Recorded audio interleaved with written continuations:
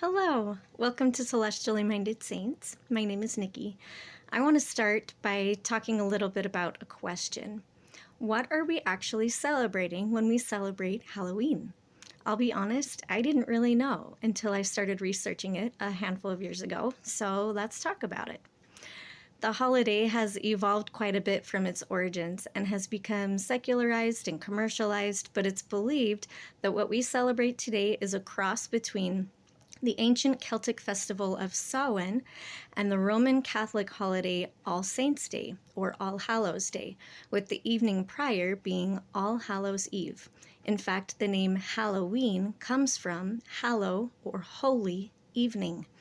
If you want a more in-depth study into these celebrations, I'll provide links below.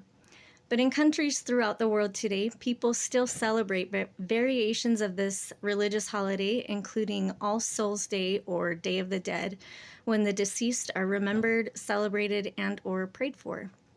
Notably, all of these celebrations, including Samhain, have to do with spirits who have passed through the veil. In the Celtic tradition, they believe the veil is thinner at this time of year, when the earth is changing from light to dark. Some traditions were originally held at different times of the year, but with the spread of Catholicism, they were combined and set in the fall around the time of the harvest.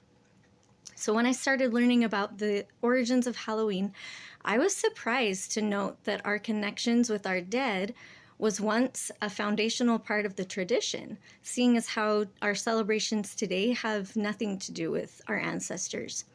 Sadly, the parts of Halloween that have survived all these years are the parts rooted in false ideas, such as wearing scary masks and costumes to ward off evil spirits. There are several others we could discuss as well, but I'll let you do your own research if you're interested. So these traditions of origin that we've been talking about, All Saints' Day, All Souls' Day, Day of the Dead, they honor those who have passed on, but they were built on an incomplete or skewed understanding of God's plan. I also wonder if these holidays were once rooted in greater truth, but have lost elements of truth and have been changed over centuries or millennia. The Festival of Samhain, for example, is not only missing elements of truth, but it is rooted in pagan practices.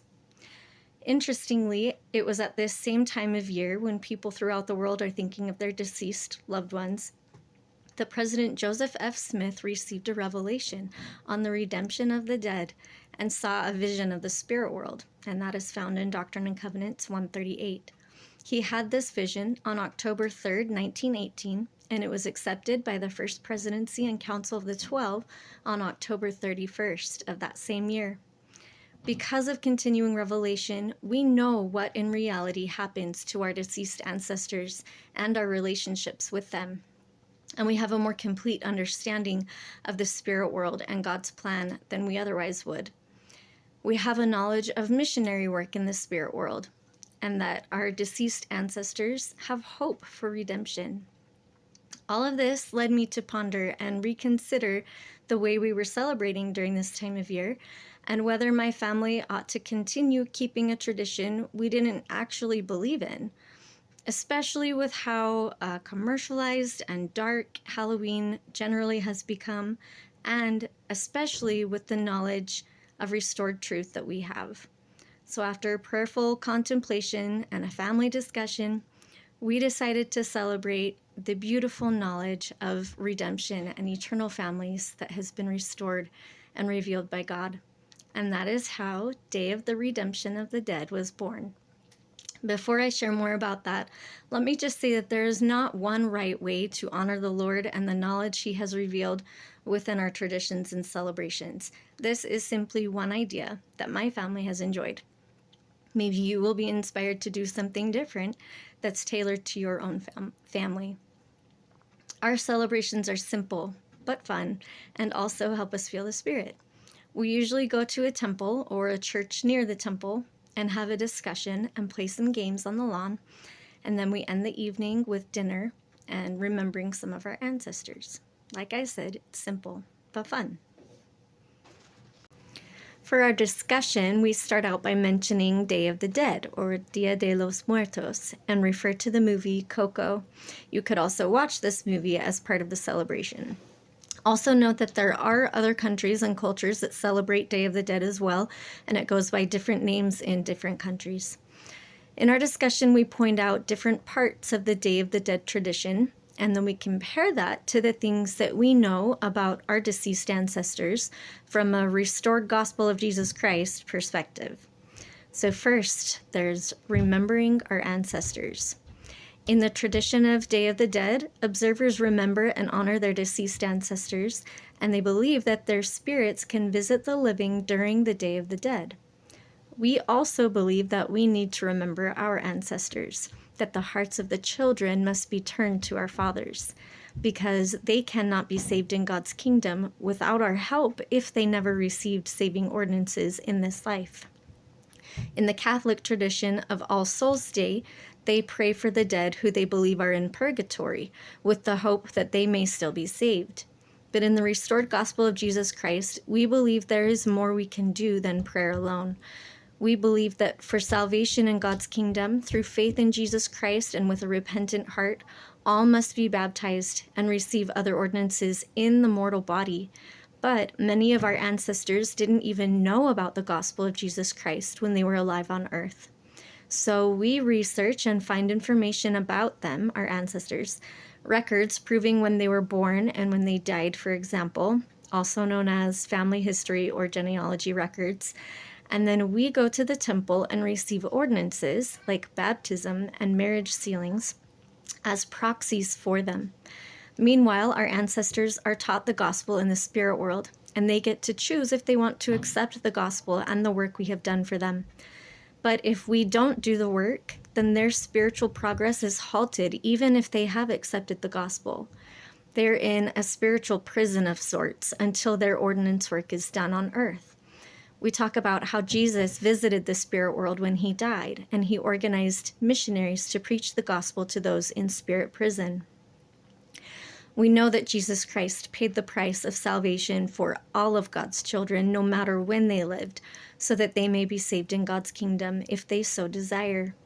And whereas in the tradition of the Day of the Dead, they believe that their ancestors can visit the earth on that one day every year, we believe that ministering angels, whether seen or unseen, can and do visit and bless us frequently in our times of need. Next is the altar, or ofrenda. The tradition is to make an altar with candles, flowers, food, pictures of deceased ancestors, and some of their favorite things to draw them back to the land of the living. Altars are an important part of the redemption of our dead, but they have a much different function. In the temple, we kneel at altars when we receive certain ordinances, like when couples and families are sealed together for eternity. As part of my family's celebration, we also find ways to remember our ancestors who've passed on in some of the same ways as the Day of the Dead tradition, with pictures, food, stories, etc. Next, we have sugar skulls. In the Day of the Dead tradition, sugar skulls represent the death of the deceased ancestor, but the skulls are bright and colorful and cheerful because they represent the remembrance and celebration of life rather than mourning. In our faith, we know our loved ones are not really gone when they die, and in fact, according to Sister Wendy Nelson, quote, "Those on the other side of the veil are very much alive and not that cheerful about being called dead," end quote. I like to focus on the eternal nature of our spirits. I love to remember that our deceased loved ones are still very much present in our lives, although we cannot see them. So for me, angels are a better representation of our deceased loved ones. Then after our discussion, we play some games. Game number 1 is Spirit World Freeze Tag. When you are tagged, you must freeze, representing a person's halted progress in spirit prison. You can only move forward in your progression once someone who is still living helps you or tags you. Game number 2 is Hide the Object. So this game represents searching for family history records. So you send someone away while everyone else hides a small object. And when the seeker comes back to start looking for it, everyone else sings a primary song, getting louder the closer the seeker gets to the hidden object, and quieter as they move farther away. Those of us singing are like angels who help the living in completing their work. Game number 3 is just hide and seek. The seeker represents someone doing family history who must find all the individuals in a family. Other ways we've celebrated include doing actual family history work, temple work. Family members who are old enough can attend the temple for ancestors that day. And this will be our first year having a child old enough to do baptisms for the dead. Dinner, we like to include foods that our ancestors ate or traditional foods from their countries of origin, if possible. Sharing stories about family members who have passed on, displaying pictures of our ancestors, and that's about it. The first year we started this new tradition, we were all pleasantly surprised by how much we enjoyed it. We felt so uplifted by it. And it takes very little prep work, mostly just food and finding pictures and stories to share. But we love it. So please share with me in the comments what you do to honor the Lord and His restored gospel in your traditions and celebrations. And I will see you all next time.